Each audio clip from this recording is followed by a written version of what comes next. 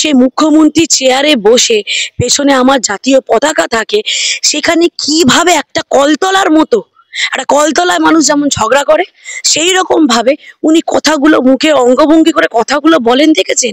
সেখানে নাকি বসে বলছেন সনাতন ধর্ম নতুন ধর্ম, গাঁজা ধর্ম, বাজে ধর্ম, এগুলো আমাদেরকে শুনতে হবে। আর সেই জায়গায় ওই এমব্লেম পরিহিত আমার কলকাতা পুলিশের কাছে আমার এটাই প্রশ্ন যে আপনাদের কি minimum minimum self respect, self dignity আপনারা হারিয়েছেন? এই অভিষেক বন্দ্যোপাধ্যায় জন্মের আগেও তো অনেক মানুষ আছে যারা 2 পুরুষ 3 পুরুষ ধরে ওই অঞ্চলে বসবাস করছে। তো তারা কি দোষটা করেছে? ওই একটাই দোষ যে এই ডাইনি বুড়ির খপ্পরে রাজ্যটা পড়েছে, আর তার মানে আশ্রিত পশুত, তার আলালে ঘরের দুলাল, তার কোলের ছেলে, ভাইপো তো ওর অনেক আছে। বুঝি না এনার মধ্যে কি খাসিয়াত, কি স্পেশালিটি। আমাদের যেটুকু জানা সাধারণ মানুষের তার অনেকগুলো ভাইপো ভাইজি আছে, হঠাৎ করে এনার প্রতি এত স্পেশাল ভালোবাসা কিসের জন্য? কারণ আমিও কারুর পিসি, কারুর মাসি, তো আমার কাছে আমার সব ভাইপোই সমান, আমার সব বোনজি সমান, বা ভাইপো ভাইজি আমার কাছে সমান। তো স্পেশালটা কিসের জন্য বুঝি না, সেটা জনতা জনার্দন জানে, ওনারাই সেই বিশ্লেষণটা করবে। কিন্তু এই ক্ষেত্রে বলবো, যখন সাধারণ মানুষের ট্যাক্সের টাকায় সবকিছু সরকার চলছে, অতএব রাস্তা থেকে সবকিছুর ব্যবহার করার অধিকার আমাদের আছে।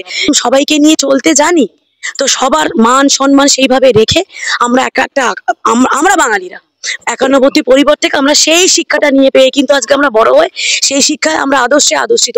তো একটা দেশ চালাতে গেলেও তো সেই একই জিনিস, একা হাতে থেকেও পারে না, কারোর ডিসিশনে একা কোনো কিছু হতে পারে না। তো এইটা তো ভালো জিনিস, এইটা তো ভালো জিনিস। ওনার মতো তো খামখেয়ালি না যে আমি একাই, আমি যেটা বলবো সেটা ঠিক। ওনার মতো তো ল্যাম্পপোস্ট সরকার, ভারত সরকার আমাদের না। যে প্রান্তে চলে যাও, এই শেখ বানো প্রচুর তোমাদের মাধ্যমে বলেছি, হঠাৎ করে এদের এত উৎপত্তি কোত্থেকে হলো গো?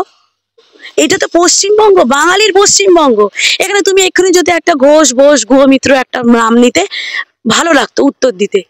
আমরা তো এখানেই বুঝে উঠতে পারছি না যে এই নামগুলো যে এত গিজগিজ করছে, এরা কারা? দেশ ভাগই হয়েছিল কিন্তু জাতির ভিত্তিতে, ধর্মের ভিত্তিতে, কোনো চাল ডালের ভিত্তিতে দেশ ভাগ হয়নি। তো যাদের সমস্যা ছিল তারা চলে গেছিল, কিন্তু যারা রয়ে গেছে তারা আজকে দিমাগ বলে না, উই পোকা, তার আজকে উই পোকার মতো আজকে ভেতর থেকে আমার দেশটাকে খেয়ে খেয়ে শেষ করছে। পশ্চিমবঙ্গটা ভারতবর্ষে আছে, শ্যামাপ্রসাদ মুখার্জি ছিল বলে, আর অনেকে ওপার থেকে জ্ঞান দেয়নি, ইতিহাস জেনে আসুক। ইতিহাস জেনেই আমরা কথা বলছি। আমরা সব ভুলভাল বিছানায় আমরা লেলিন চে গুয়েভারা আমরা পড়ি না, আমরা আমাদের দেশের সঠিক ইতিহাসটা পড়ে আমার যিনি আইডল তার জন্য হাজার লাখ কোটি বার গলা ফাটাতে হলে 100 বার বলবো। ওইসব ওই কোন ভাগাড়ের মালকে আমরা বাঘ হিসাবে মানি না।